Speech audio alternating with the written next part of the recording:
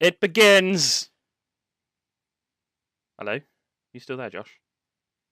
I dropped my pen and I muted myself in one foul swoop. You fucking idiot. Yeah, well, I'm sorry, alright? Okay. Anyway. Developers. Developers. Developers. Developers? Developers. Developers.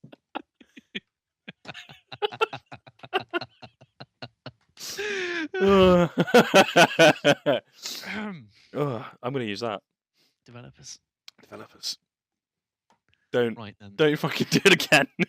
I'm not going to. We're done. We are done here. Should we start the podcast? Should we start? Okay.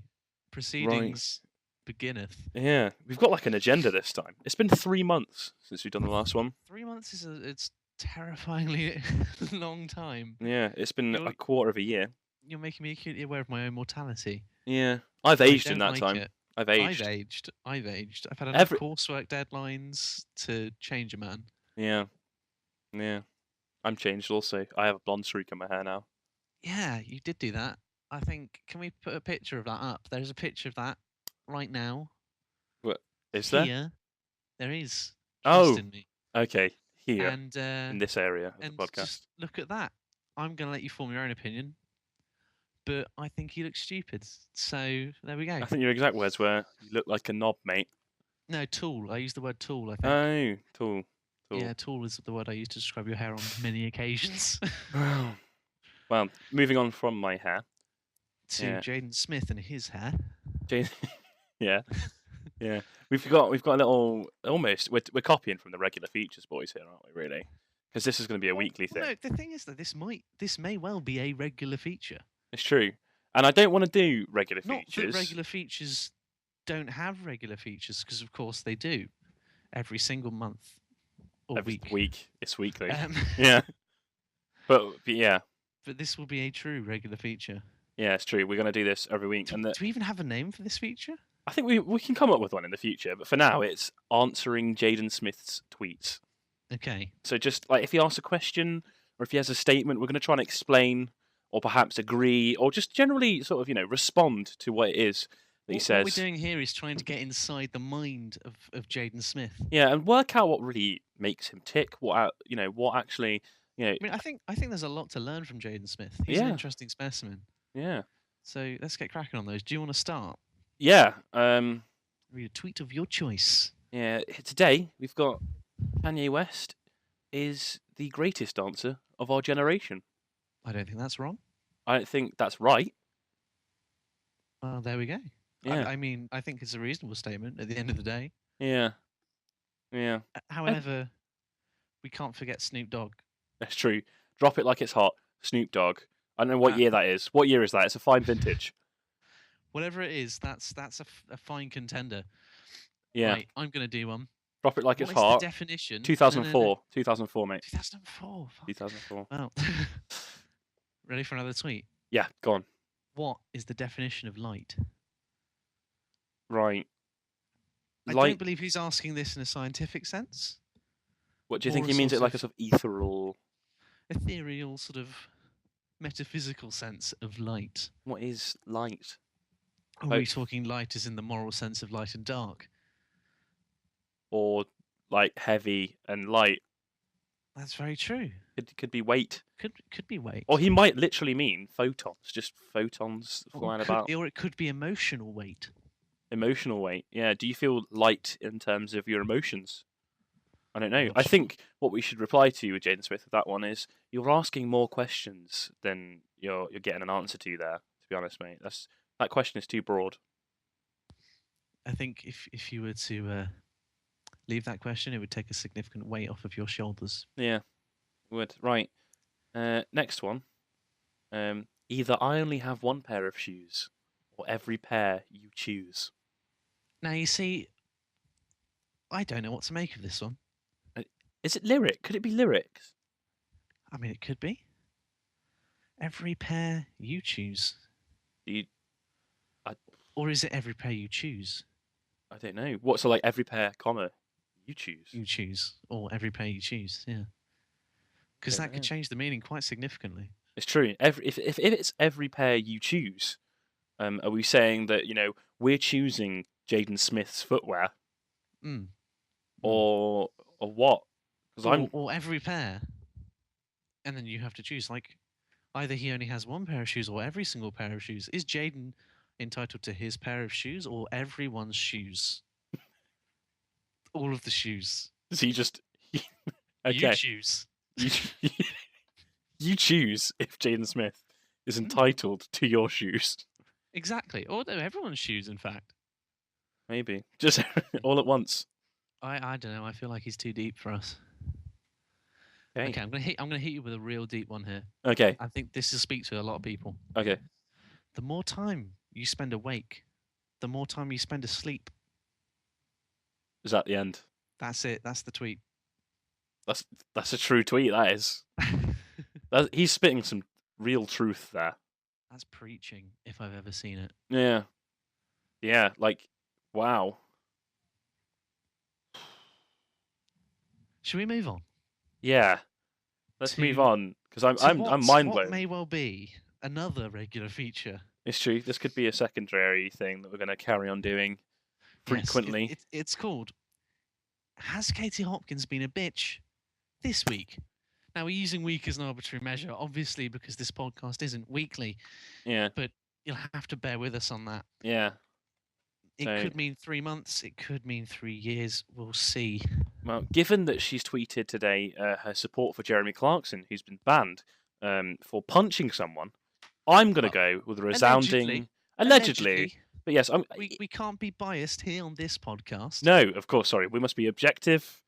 Yeah, of course. She called him a hashtag top bloke. Top bloke. Yeah, he's a top bloke. Top bloke. See, the use of the word bloke. She was particularly nasty to Danny Dyer last week, wasn't she? She was a bit mean to him, and she said that because his wife, because his wife proposed to him, she called him like filth or something.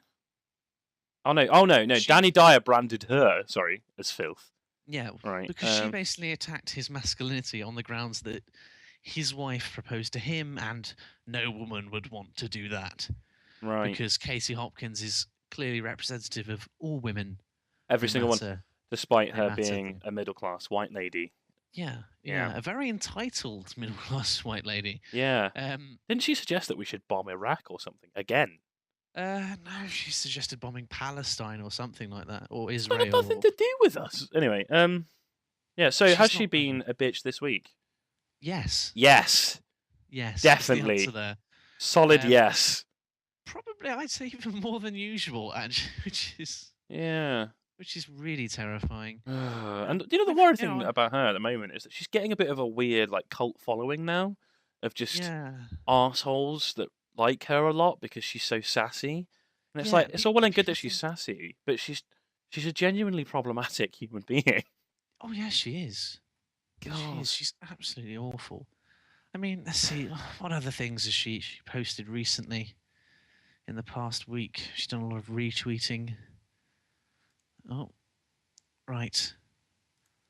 3 things are right about this picture. No, she's been. You know what? Actually, she's been fairly boring. Oh. It's just the Clarkson this particular week. Just the Clarkson. Oh no! Wait. Oh wait. No. I found it. Oh. I found the bitchery. Go on. I'll quote to you now from her Twitter. This was 6 hours ago. Head of Met Police apologizes to parents of the Syrian 3. Presumably she's referring to the 3 schoolgirls that ran away to Syria. Enough. Taxpayers do not want to pay for this waste of time. Parents to blame. What am I even supposed to... What do you even say to that? I don't know. It's just ridiculous. It is, isn't it? It's bloody ridiculous. It's the parents' fault that... that their children were radicalised. Rampant, and thus people are being radicalised because they want to turn away from a consumerist culture that idolises them for their bodies and forces them to conform. You're going full Russell Brand on this one here, aren't you? I don't care. That's how it is. No, there's a wonderful art piece, actually, in the National Portrait Gallery right now. If you live in London or near London, I'd recommend you go and see it. It's very good. It's all about cultural identity in Britain in the modern era, and it's sort of set out through the sort of history of British art, and sort of interspersed with it, you have these sort of contemporary pieces that are great. And one of them is actually a piece showing a woman turning to Islam away from Western culture because it offers an escape from the pressures of it all. Right. And you can't just turn around and say, right, it's the parents' fault. It's just no, Katie Hopkins. In fact, you are part of the problem. You're a very large piece of the problem. When you turn around to people and say, right, you're fat, and because of that, you're a bad person, and things like that, it's not right. You're a bitch. It's pretty simple. Sorry, I didn't reply there because I was trying to eat a biscuit while you're ranting. That's fine. I was quite happily ranting. I think, though, we can conclude Katie Hopkins has been a bitch this week. Mm-hmm. And yeah, that's enough of that. Right. Right done. Right. So we're moving on. You finally saw Fury the other day. I finally saw Fury. And yes. see, I think. Well, I don't know if it was in the last podcast I was saying about it, but I might have been saying the last podcast that you should see it. I can't remember. Sure. Either way, somewhere between then and now, I have been telling you frequently. Charles, it was out of the cinemas up by that point, and I had to wait for it to come out on DVD. Yes. Yes. So, hence the reason for my lateness in seeing it. What did you think of it? I thought it was brilliant, actually. Why would you say that? The reason being is that we've not had a good war film for a long time. I mean, you've got things like, we're going to have to bring it into this conversation, American Sniper, that's come out recently. It's a fantastic war film. Yeah. And it's not. It's bloody not. It's a very propaganda, just filled mess of American patriotism. Yeah. And the reaction that it invokes in especially Americans is very, very clear to that. There's accounts of people cheering and things when Iraqis were killed in the film, and all sorts of horrible, horrible things. Yeah. That I'm not going to go into a lot of detail now because we'll be ranting for hours. But yeah, when you examine that's what's out there at the moment for this sort of area and this interest. I think the last Fury come along. Yeah, the last thing I saw before Fury that I thought was as visceral and as that felt as realistic as Fury was probably Band of Brothers, and that wasn't a film. That was the TV series. The TV series Band of Brothers, yeah. Well, yeah. We'll move on to Band of Brothers in a second, actually. Yeah. But the thing with Fury is the way it presented war was as something that wasn't heroic, wasn't patriotic, wasn't neat, or good, really, in any way. It was something that was necessary. It definitely highlighted the negatives of the situation, as opposed to sort of glorifying the combat in a way that a lot of Hollywood ending aside, I'm not going to tell anyone about the ending in case you've not seen it, because obviously that's spoilers. Yeah. But basically, all the way through the film, the Germans do everything right as the Germans would have done. They fight intelligently, they do great things, and at the end, they just kind of forget how to German. Yeah, they do forget how to German. Yeah. It was still spectacular, and I think it had a good message to it. Yeah. And at the end of the day, if you're not there for that, even just as an action film, just a classic war movie, it was just a good war film. Yeah, and I think it had those. The combat was realistic. The tank, it was the best tank warfare I've ever seen in any media format. Like the effects, the special effects, with especially the actual ricochets of tank shells and just everything that went on was very, as you described it, visceral. It was very, very engaging, very immersive. The other thing I felt about it was that it really nailed the interpersonal relationships between the characters in a way that didn't feel overblown. It didn't feel like the characters were. I mean, maybe Brad Pitt's character to an extent, but a lot of the characters did feel distinctly like they were plucked straight out of that situation. Shia LaBeouf's in it, and it's the first thing I've seen him. However his name's pronounced. First thing I've seen him in a film where it doesn't look like he's acting. Does that make sense? When you're acting too hard, scared, worried, running around, not sure what's going on. Basically, it wasn't Transformers. Yeah, and he took his role seriously. And like he does with everything these days. He actually pulled off quite a standout performance, I thought. I really enjoyed his character in that. It was really good. In fact, there's a scene I'd say it's about midway through the film where they're in a town, and you know the bit I'm talking about, where they're in the town and Brad Pitt's character and the young typewriter guy who's the protag of the film. Yes. They're in that small village, and they go into the German family's house. Yes. Yeah, and they get Yes. made some food and stuff. And that was a really interesting scene because it highlighted the kind of differences between the characters in the squad, and it also kind of highlighted the sort of sense of betrayal that a lot of the American soldiers seem to harbour. Yeah, I mean, the thing with the crew, especially, is that the crew wasn't hunky dory and all happy. It was a stressful environment. They had to get on. One of the things I really enjoyed about it is you had the crew's loader. He was a very sort of traditional South American, fairly Well, sort of yeehaw, the not the tall most dude. intelligent. Yeah. Um, and he was he was an arsehole. You know, he was an absolute arsehole. And I didn't like him, and I don't think you were necessarily supposed to like him. But Brad Pitt's character is the commander of the tank. You've got this tank, you've got these guys. You can't choose these guys, you can't swap them out. You're stuck with these guys.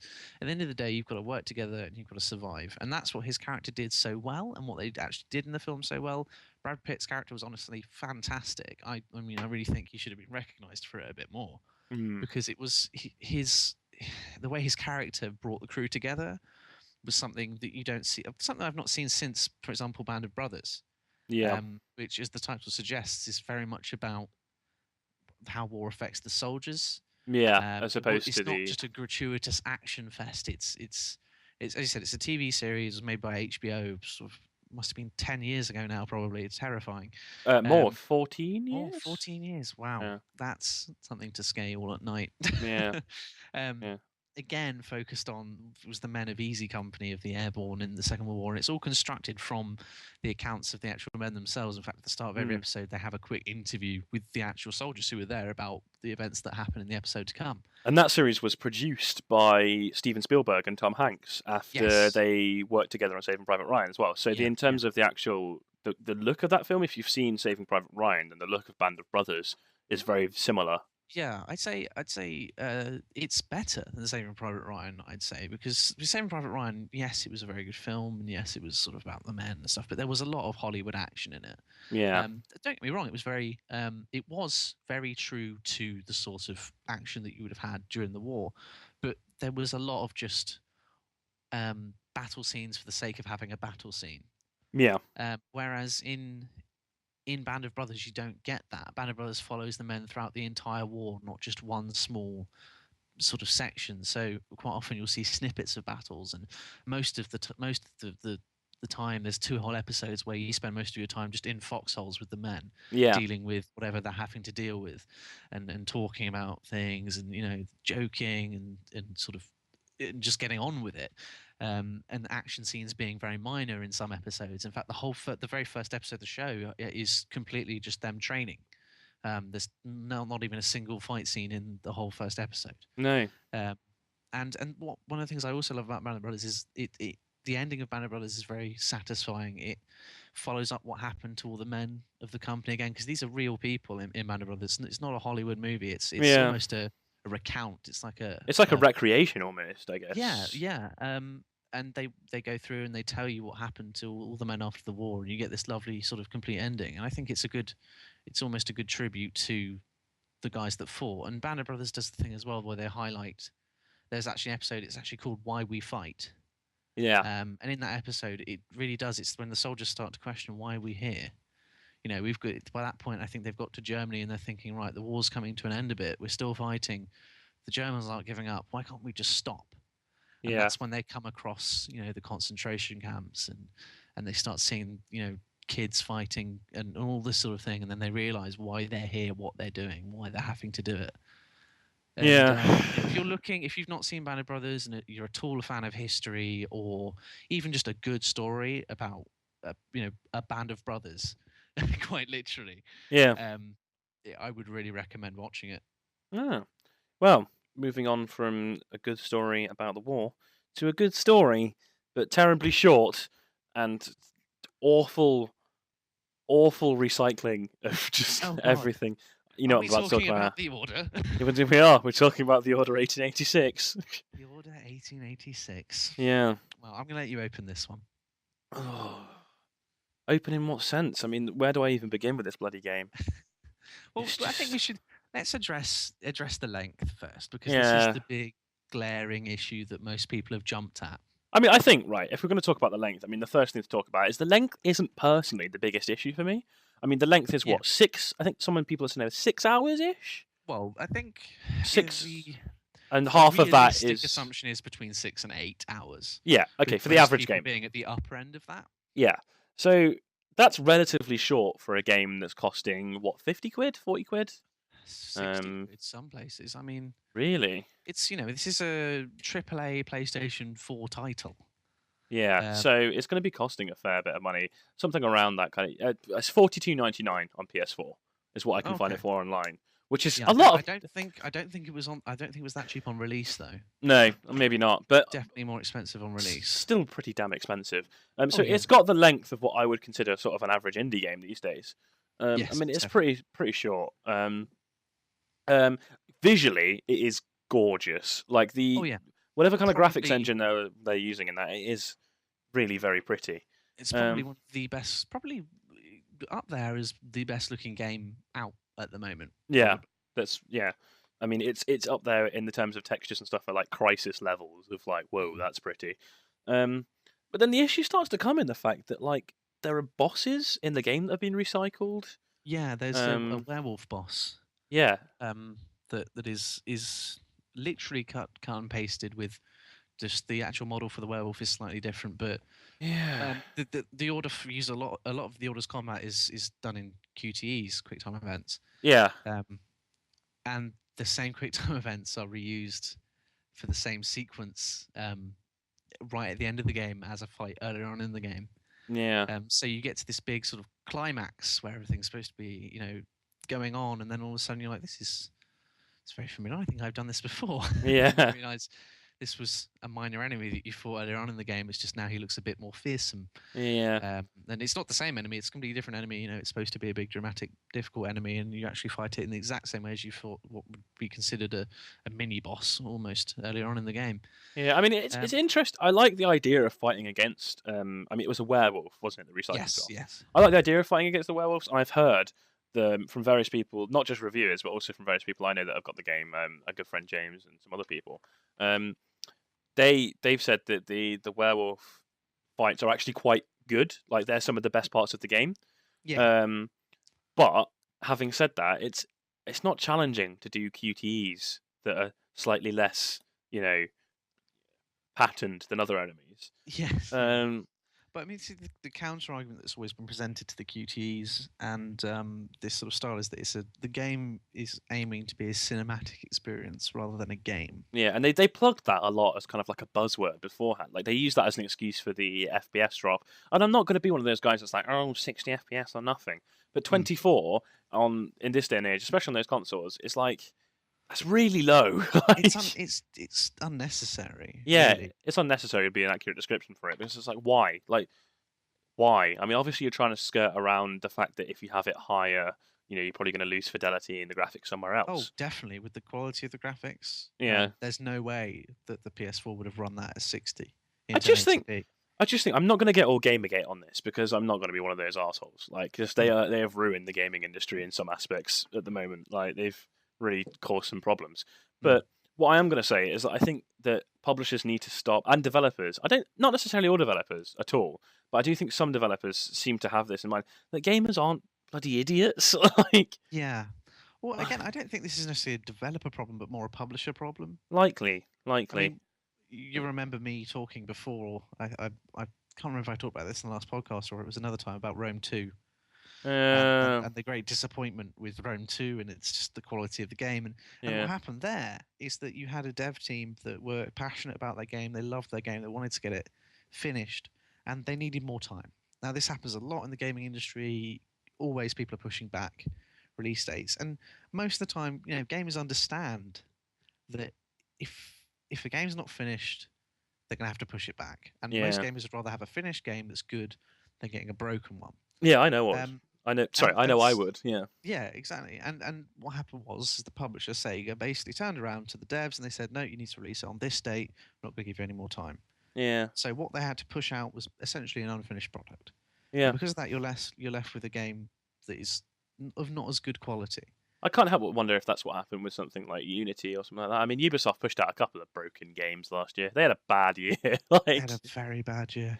It was awful. But again, with the order, the question of the price and everything, it's that. And the other question is, can you review a game based on its price? Is that something you should take into account for a review? And if you think that a review is a consumer guide to a product, then I'd yeah, say yes, a price is something you take into account. When you look at computer hardware or something or anything else, price is something you look at. You know, if you yeah, can get the same performance for the better performance for the same price from a different company or whatever, you go with that. yeah. But I suppose in Obviously, gaming, people don't see it that way mm, because they're individual like products. They're not. yeah. And again, Yeah, the counter argument to this is things like Journey for the PlayStation 3, I think Journey was actually yeah, was if you compare sort of gameplay time to price ratio or whatever, yeah. works out more expensive than the order. I suppose Um, so. Yeah. but the thing there is that it's not. I don't think it's a linear scale. No. I don't think you can say, look, just because it's this short, you can only charge £3 for it. You've still got to make money. But the cheek to charge the amount of money that you would pay for a game such as Battlefield or something that offers you sort of repeated, endless entertainment because of its online aspects, Yeah. and to do that. To charge you a game that's going to take you less than 10 hours to complete, and the experience isn't going to change. It's not like you even have sort of alternate endings or anything. It's No. the story is set. Yeah. um, you're essentially paying, £45 for a film. Yeah. Um, Which you wouldn't do. and Which you'd never do. You would never pay yeah, £45 for a and, film. and So don't get me wrong, it's a very long film, but it's there's just an issue here where basically the prices of games have been going up and up and up every time there's a new generation. For yeah. some reason, people are getting away with going, right, it's a new generation, we'll charge a tenner extra for this sort of generation of It makes games. sense if it was linear with developer costs and with publishing Mm. costs. Oh But yeah. it doesn't feel like that as a consumer. Yeah, I'm sure publishing costs have gone up with the global market and everything that's going on. We won't get into that, but it's not. Again, it's not a linear No. scale. No, it's not a linear scale. This is classic. An arbitrary increase of £10, say, Yeah. per sort of development cycle. They're going, right, let's chuck it up this much, and we'll chuck it up more and more and more. And some people are just sort of letting it slide, and the quality of games are kind of depreciating because of it, because we're charging this much for them, Mm. and they're being pushed out early, and all these things. And this isn't an issue, as you were saying, with the whole Gamergate rubbish. This isn't an issue of corruption or anything like that. This is the whole thing that you've got to remember. Publishers are companies. They exist to make a profit, not to please gamers. Yeah. But there is a point where you've got to listen to the people who are buying your products, because if they really don't like them, at the end of the day, they will start to abandon your product. Yeah. And I think the thing is the consoles at the moment, as someone who exclusively games on the PC now, it feels like such a void has opened up between the two Oh yeah, platforms now. Like obviously we've had Steam for a long while on PC, so we're used to the ridiculously low prices from sales and the kind of what feels like now is just like a kind of tidal wave of indie games. So many indie games, so much choice. I think yeah, I pretty much ignore indie games on the whole because there's just so many of them. I'm sure, I'm always certain there's like 20 or 30 indie games out there that I would adore, that I would love. I'm not talking about pixel-based side-scrolling shooters here because they're a dime a dozen. But like, I'm sure there are 20 or 30 indie games out there that I'd love to play, but there's so many of them because there's so much choice. I just don't play them. But that's yeah. not a bad thing. That's not a bad thing at all. What I'm saying is there's a lot of choice for a lot of different gamers on PC. But on consoles, it really feels like they're shoehorning the market. There's Oh like, God, yes. I mean, let's not even talk about the Xbox One at the moment because at the moment there's nothing really going for that console. Well, you've got the constant what's the word, redone editions of games the that came remaster out. stuff. Remasters, yeah, game remasters of games that came out on the last generation. They're just pumping that on the new generation. Going, look Yeah. at this, it looks slightly better, isn't it lovely? That'll be £50. Yeah. And it's just, I don't understand the people that buy the game. I mean, if you're a big fan of the game, then maybe, but it seems like people are just buying them because there is nothing else to play on their console otherwise. Yeah, and it's This is the also thing. like, what else For have we got? example, we bought we bought Formula One 2014 the other day. Oh on yeah, PC, and we Yeah. paid, what was it, about £7, £8 for it? yeah, yeah, First of all, you can't even get that on the current generation of consoles. It's only available on the PS3, the Xbox 360. yeah, And it's still 20, 25, 30 quid. yeah, and it's been out for a year now. Yeah. Yeah, So and you think, and that's just because it's on a console. yeah, There's something about that a game is on a console that pushes up the price. And console, the reason consoles are supposed to exist is to make gaming affordable and accessible.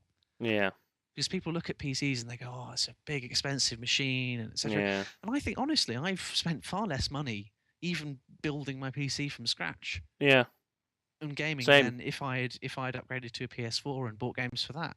Yeah. Forking out £40 a pop for a game, whereas on PC I expect to pay on average about 25 to Well, 30 I mean, I bought for a brand new Destiny. game, I and bought often Destiny. less. Yeah, I bought Destiny for a short while after release for my girlfriend's PS4 for her to play, and that was £63. Yeah, I remember. I was in the And I shop. was like, 63 The look quid. of horror you gave me when you noticed the price tag I for that know. game. It's And just. the thing, Destiny's not even really a finished game, is it? Well, I mean, it is a finished game, but it's a bit of a weird one, isn't it? They've got a really long DLC schedule going for it, haven't they? Yeah. So Yeah, it's the whole again DLC, and we could talk this for hours and hours and hours, but there are people far more qualified to talk about this than yeah, us. Dark Souls. Anyone Dark Dark Souls Souls, generally yeah, want I'd to talk recommend about. anyone who wants to know more, go find Matt Lee's YouTube channel and just spend some time there. You'll Yeah, come away that very man is educated. incredibly good at the video game talky thing. Yeah, and many other things actually. yeah. But anyway, yeah, Should we move on to another piece of consumer sort of trite. controversial? I'm angry about marketing? this. Like, I think. All right. Okay, I'm going to talk about Apple Watch, the new Apple Watch. It's the Apple Watch. It's just silly. It's just so silly. It is silly. I Now, mean, the Android. What I would like to Yeah. know. What I would like to know is how many people, before the Apple Watch was announced and released, had ever heard of a wrist-based smartphone device. I think Right? when they announced the Apple Watch, they probably knew about the Samsung Galaxy Gear. Mm. A fair few people probably knew about that. But then I think the thing is, the main thing I'm talking about here with the smartwatches, it's just that I just feel like the market for them is really forced. Oh god, Like, yeah.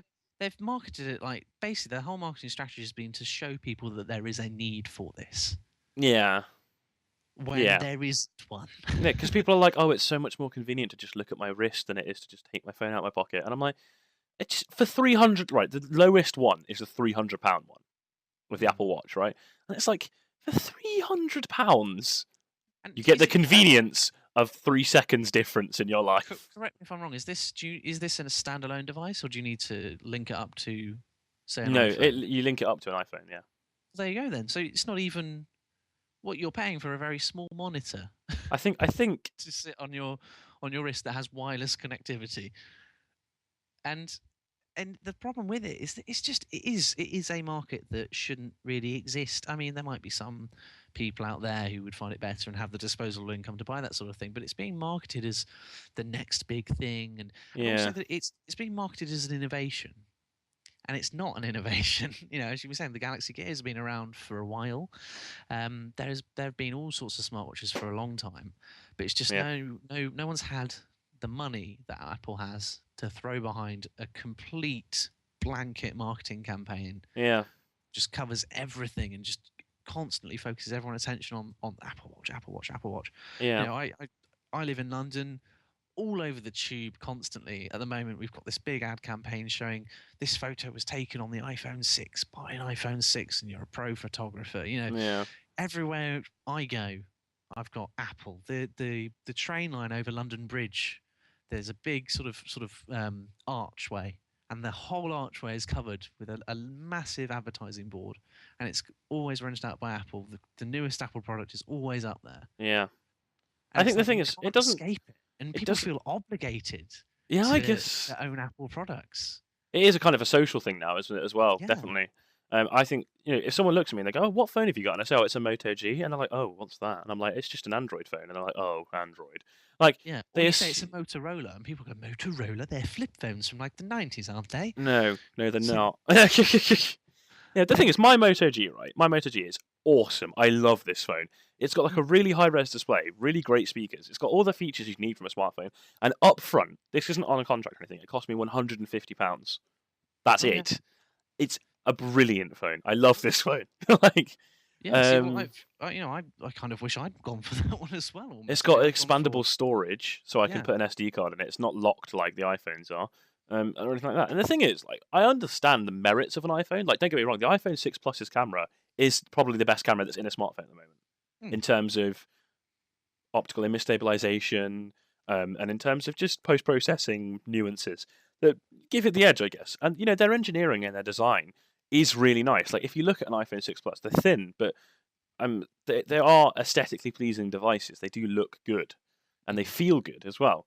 The thing is, it's like you say. I think people feel obligated to own these things now, and it kind Yeah. of just worries me that it's like it's become It's like, this kind of you know what it is? status thing. It's like a Tamagotchi for adults. Oh It's like yeah, the school ground fad, yeah, but for adult society. yeah. I guess And so.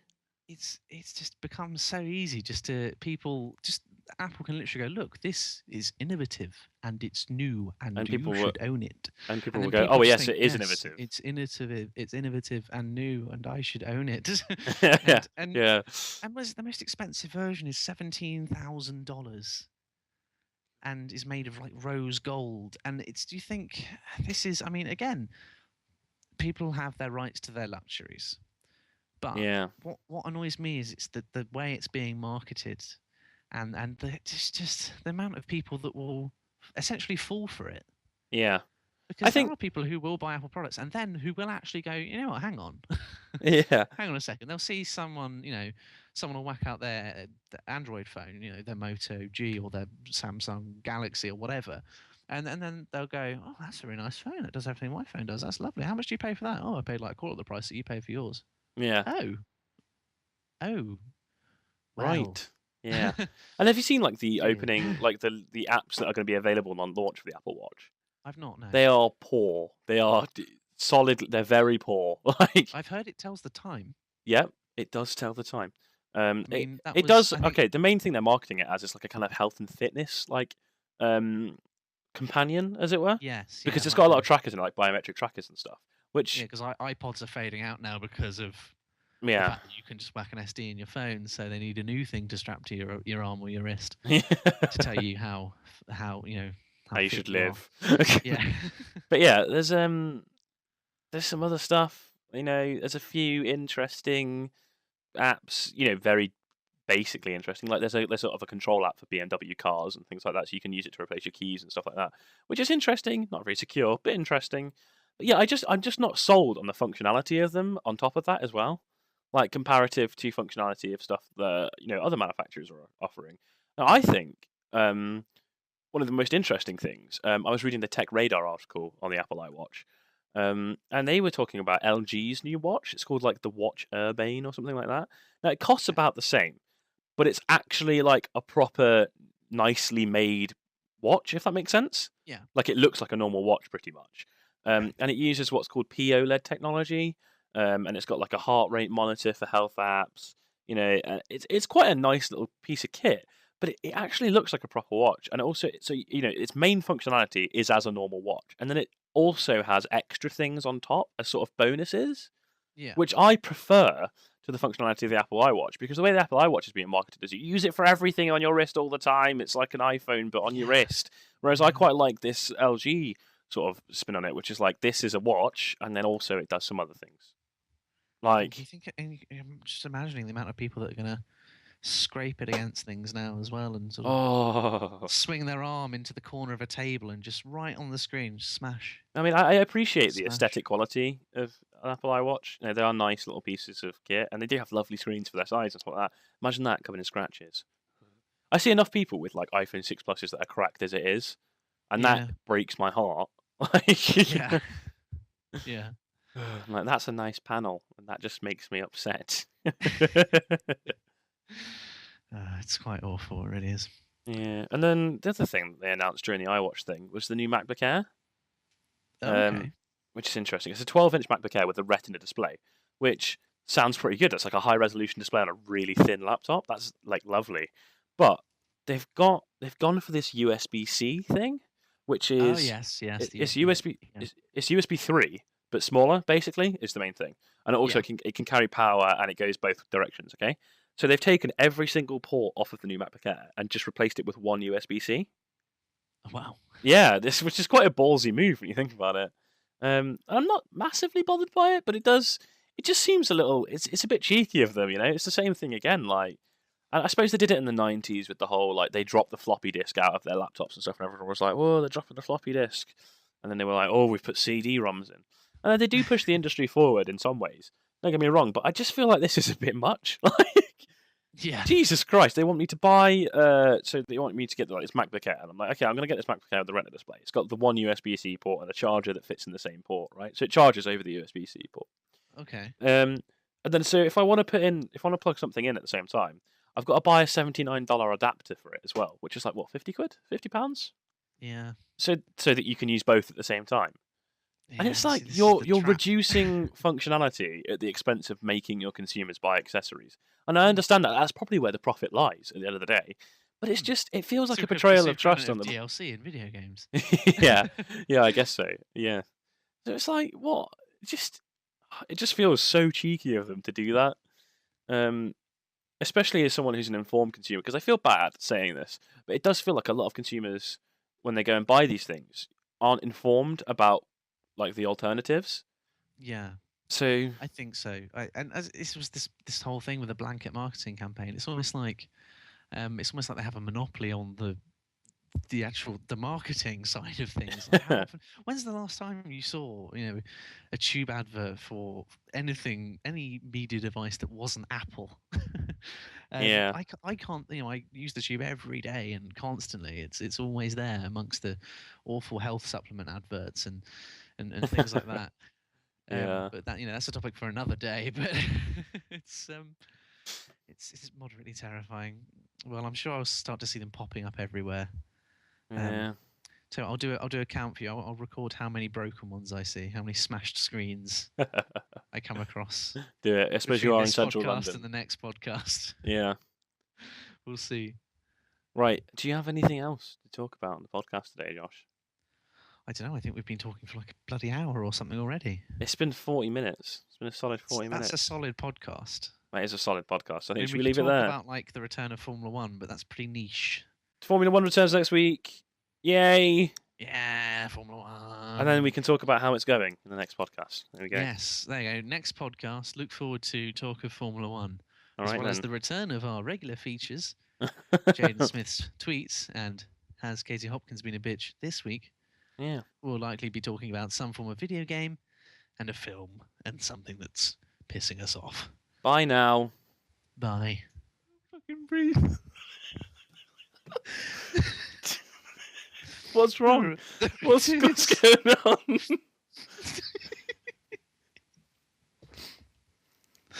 I don't know. Just this whole situation just got to me. Comedy.